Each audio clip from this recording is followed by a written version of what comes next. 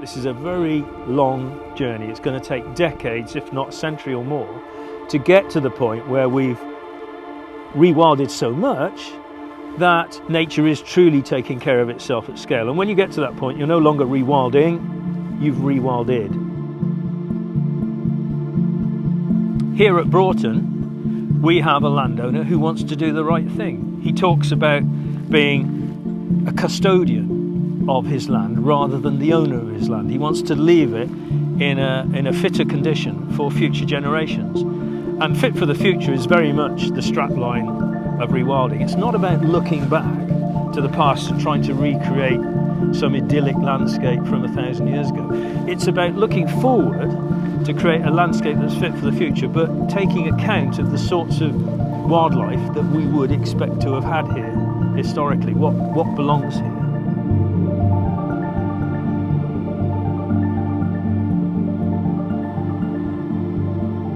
The Broughton Sanctuary Nature Recovery Programme is a commitment to address one of our deepest contemporary crises, a lack of harmonious coexistence with the earth. Here at Broughton in North Yorkshire, approximately 1/3 of this centuries-old estate is being transformed into a much wild estate, whilst retaining the most suitable fertile lands for traditional farming. Currently one of the biggest projects taking place in England and a contribution to the UK government's target to protect 30% of the country for nature by 2030. So people often ask, why do we need rewilding?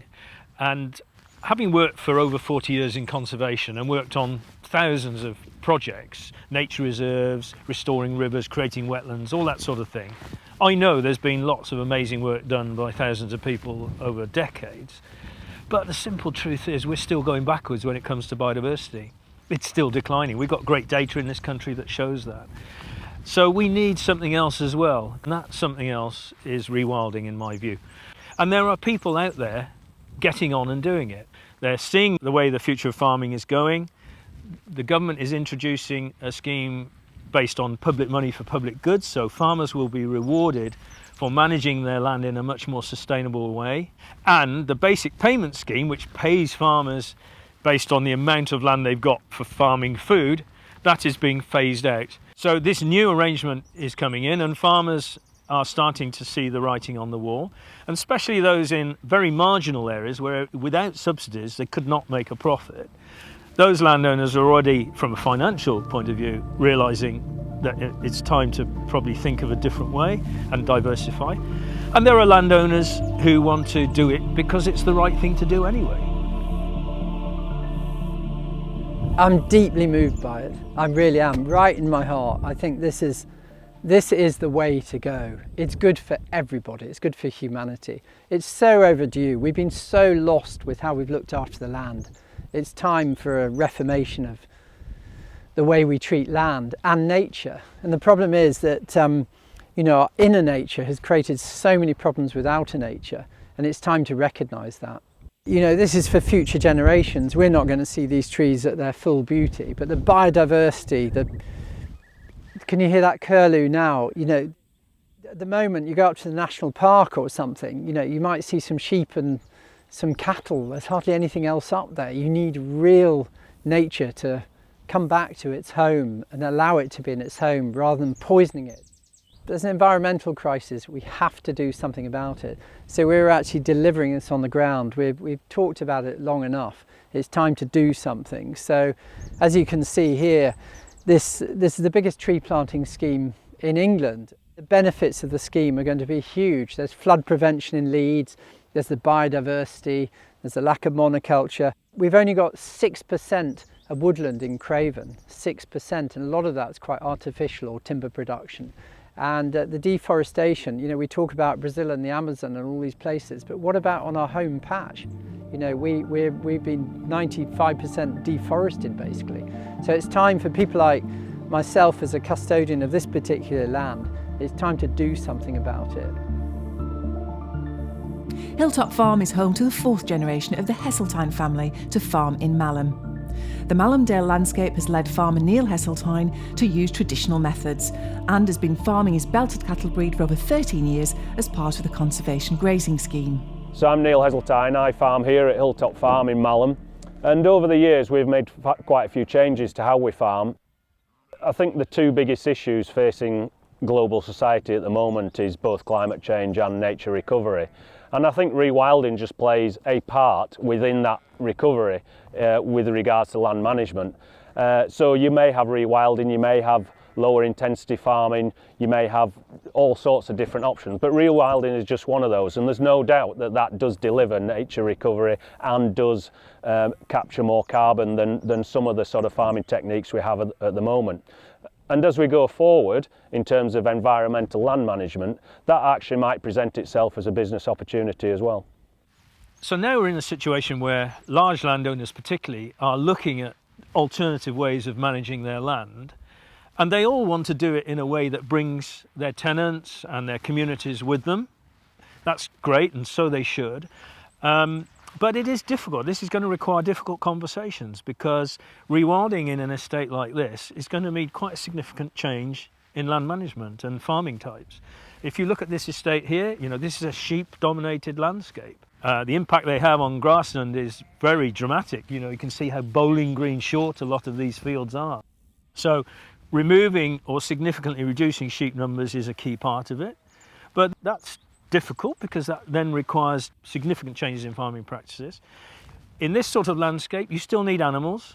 You still need grazing animals to manage vegetation, but you need fewer of them and you need a more natural mix of them. So mixes, for example, of small numbers of rare breed cattle, maybe ponies, maybe in the valley bottoms and the woodlands pigs, but as close as you can get to the original native species in terms of their impact on the vegetation. What we've found here is that we were going through that process at one time where we were trying to produce as much as we possibly could from the farm. Over the years we were sort of getting concerned about the environmental impact that we're having of the numbers of sheep and cattle we had on the farm. So we actually reduced the amount of livestock we had. And what we found is as we've pulled that back in and reined that back in and reduced the levels of production, we found they've actually become more profitable. And that's just because as you're reducing your levels of production, you can reduce the cost of production. And so actually we end up with a greater margin than we had previously. In terms of the biodiversity on the farm, that's improved as well. So we found that there's been quite a lot of benefits to actually reducing the levels of stock that we've had on the farm.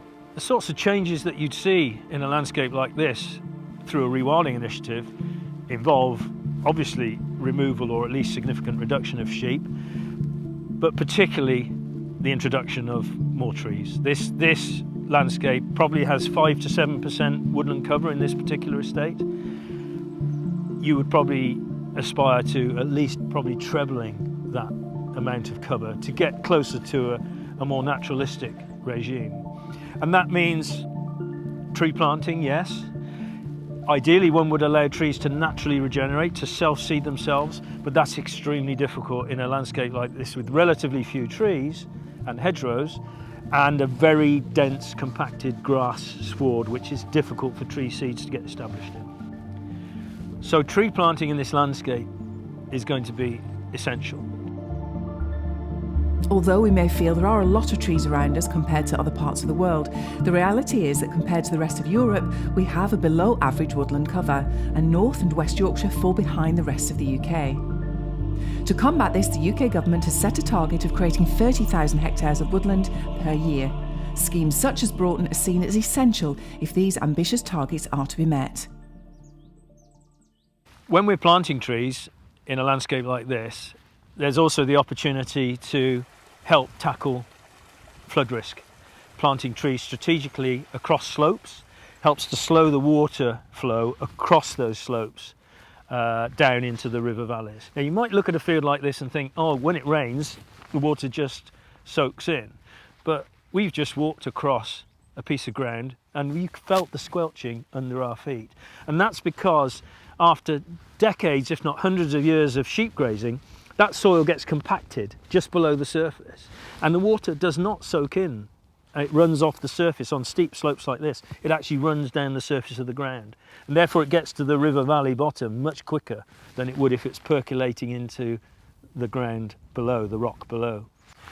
So planting trees and disrupting the soil enables water to soak in into the ground much more. This infiltration, as it's called, is much more significant. So we're trying to integrate this work with natural flood management work that the Environment Agency are delivering through a programme to help reduce flood risk downstream in Leeds and Skipton, etc. Ewan Downey is Project Manager for Haywoods and the White Rose Forest Project. The reason White Rose Forest is really keen to support the project here at Broughton Hall, because it can deliver so significantly to local communities. It is in itself, we understand, if not the biggest, certainly one of the biggest projects happening in England this year.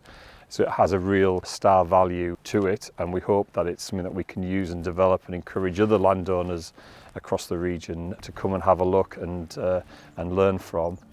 Broughton Hall almost entirely sits within the target area for our landscapes for water, and the upper air is also a really important target area. So much so that actually of all the schemes in the White Rose Forest that we received interest in for planting in this planting season, it got the highest score. It is, as far as we're concerned, the #1 priority for us, and it will deliver more than other woodlands, though important, but we're certainly getting more bang for our buck here at Broughton. In the distance you see the floodplain of the River Aire, which is the main river that drains down towards Leeds, and all the tributaries run off these hills into that river. We are now looking for opportunities to restore that floodplain to a healthy natural relationship with the river, so that when the river wants to flood, it can freely flood onto that land. And of course that brings many benefits in terms of bringing nutrients to that land, bringing seeds that help wildflowers, etc. to germinate. Broughton Sanctuary is home to the Avalon Wellbeing Centre, a state-of-the-art space for personal transformation and the rebuilding of the bond between nature and humanity. Paris Ackrill, co-founder of Avalon, believes that by reconnecting these two elements, both humans and the natural world can truly flourish. In order to survive and really thrive as a species, we need to find a more symbiotic relationship with the earth. I think over the last centuries and with modern living, there's been such a divide that's become ever more apparent between humans and nature.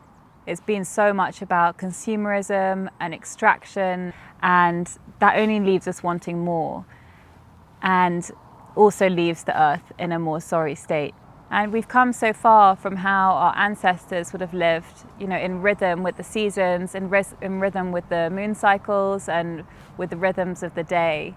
And so I think it's important to come back and start to see those natural cycles again, to try and live with those cycles, live in awareness with those cycles.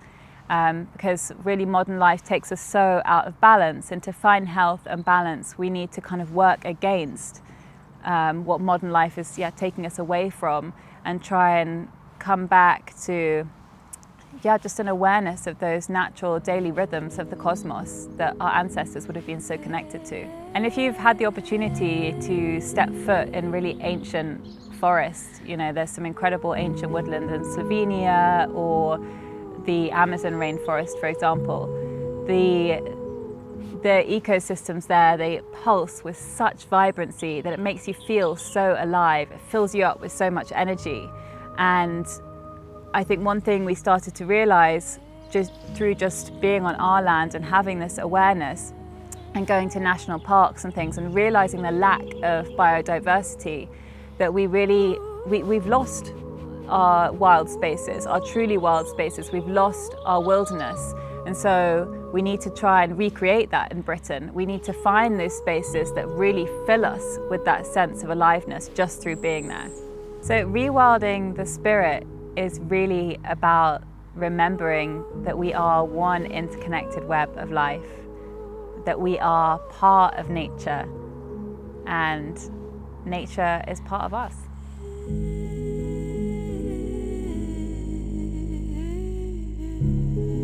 Liz Dawes, the forest guru, connects people and nature daily as a forest therapy guide. There are so many health benefits associated with spending time in nature. And one in particular relates to phytoncides. So phytoncides are these essential oils oils emitted by trees as a natural defence mechanism. The tree emits these essential oils when it's under attack by fungi or small insects or bacteria. But what these studies have found is that when humans inhale these phytoncides, there is a corresponding increase in our natural killer cells. So these are white blood cells that sweep our bodies to fight off cancer and other tumours. But really, when we think about it, this really makes quite a lot of sense, because we evolved in nature. We evolved to live in harmony with nature. So it's about really appreciating what nature is giving to us. It's about acknowledging what nature is giving to us. And it's about asking ourselves, what is it that we can give in return? So when we realise that we are in this reciprocal relationship with nature, we begin to realise that we are part of this interconnected web of interbeing. As much as we depend on nature, nature is also depending on us. You know, our health depends on having a biodiverse environment, in the way that we need healthy food to eat. We need clean water to drink. And having a biodiverse area really supports our own health. But for that biodiverse area to exist, we've got to recognise our part in supporting that biodiversity.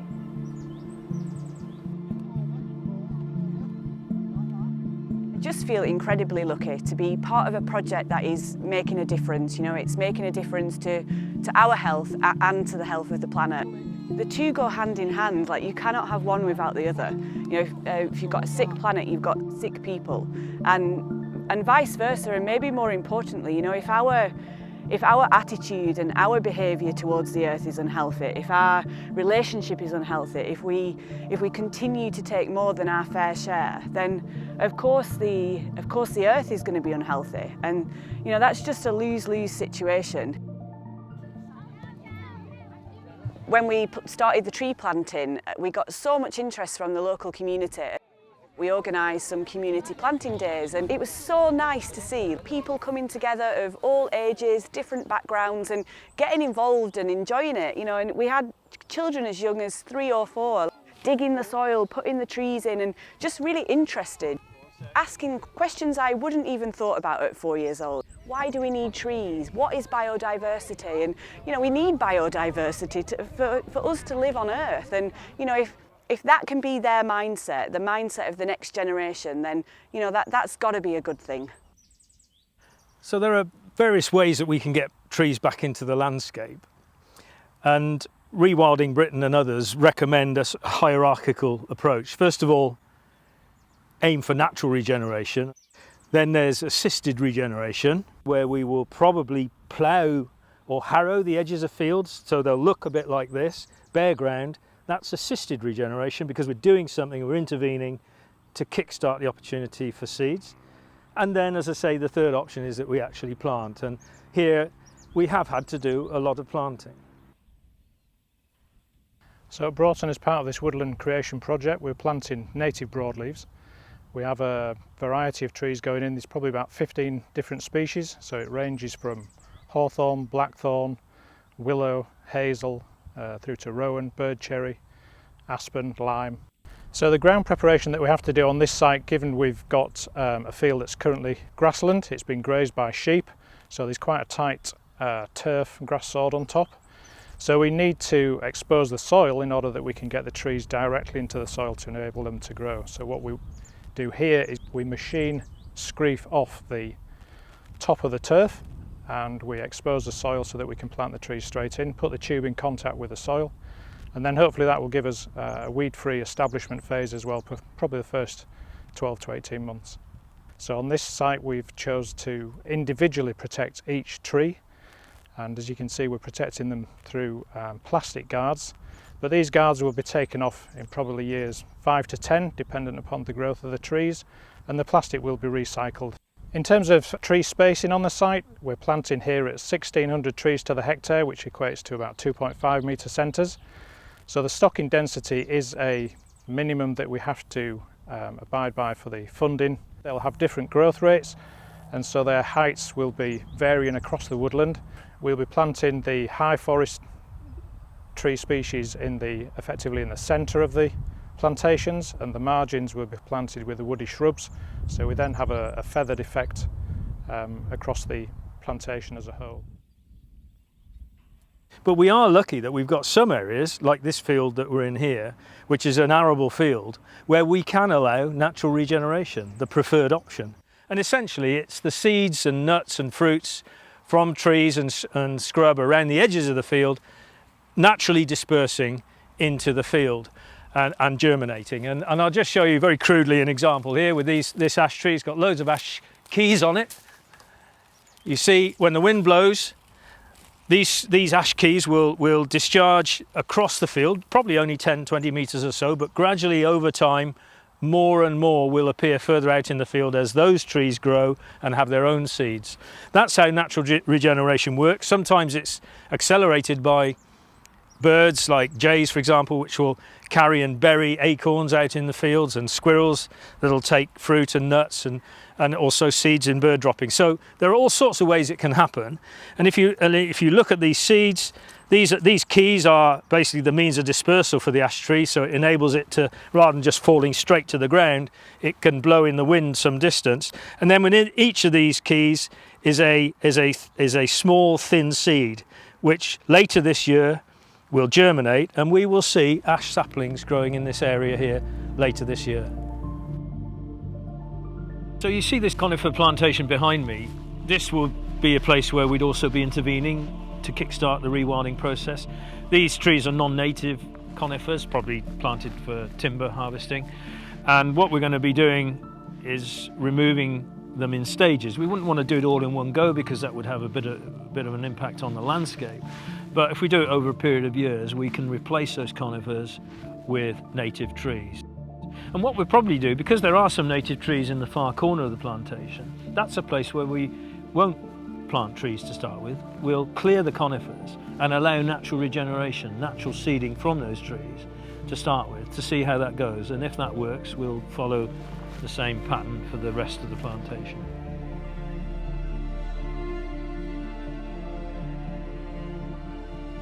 With the planting of new trees and the rewilding of farmlands, will this impact on food production?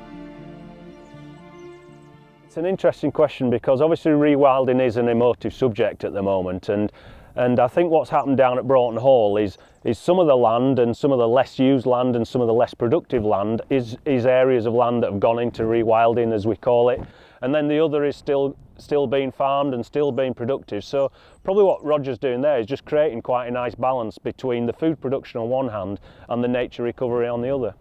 I think there are sort of projections to suggest that we'll need more food as we go forward, but there are also suggestions that we're already globally producing enough food to feed the projected 11 billion people that we're going to have. I think there's other things that we can work on as solutions to that, i.e. food waste and the amount that we eat, particularly as Western civilizations, and try and solve those problems before we necessarily worry too much about the levels of food that we produce.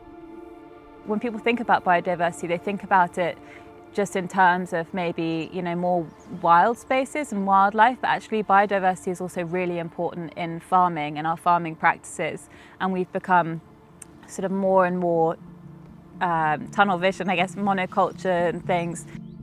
Our ancestors, hundreds of years ago, we would have eaten maybe hundreds of different types of vegetables and plants and things, and now I think we eat mainly 30 different types of vegetables. And it's actually very dangerous, I think, when you rely so heavily on particular species. And so hopefully through the work that we do here, through changing some of the farming practices and through like our foraging woodland and doing more work in collecting food and showing people how you can collect food off the land, will be a really beautiful thing to help people to realise that we don't have to rely so heavily on particular species, and that actually our health and the health of the land can grow together. So rewilding has many benefits in terms of what we call ecosystem services. One of those is carbon sequestration. So if you look in the middle distance, you'll see some superb woodlands down in the valley bottom. And those trees will be drawing carbon dioxide out of the atmosphere and storing it and locking it up. And that is helping to mitigate the impacts of climate change, climate warming. Now, it'll take a while, of course, for these trees to get to the stage where they are storing as much carbon as those down in the valley bottom. But nevertheless, evidence has shown that within a few years, young trees and shrubs will start storing carbon. It's also important to remember that grasslands will sequester carbon, but it depends on the condition of those grasslands. An intensively grazed grassland, like the sheep pastures you see close to the woodland down in the valley bottom, they are very poor at storing carbon. Rougher, wildflower-rich grasslands that are not intensively grazed are much better. Now, what we're going to get here is not only will the trees be storing carbon, but so will the rough grassland that develops in and amongst those trees and around these field edges where we're not doing any planting. And then on the moorland, again, through re-wetting the moorland and encouraging it to develop a greater mix of shrubby vegetation, again, that moorland area is going to sequester more carbon. So all in all, this project is contributing in a big way to mitigating climate change. The whole nature recovery, you know, some people regard it as controversial, others it's so obvious to them.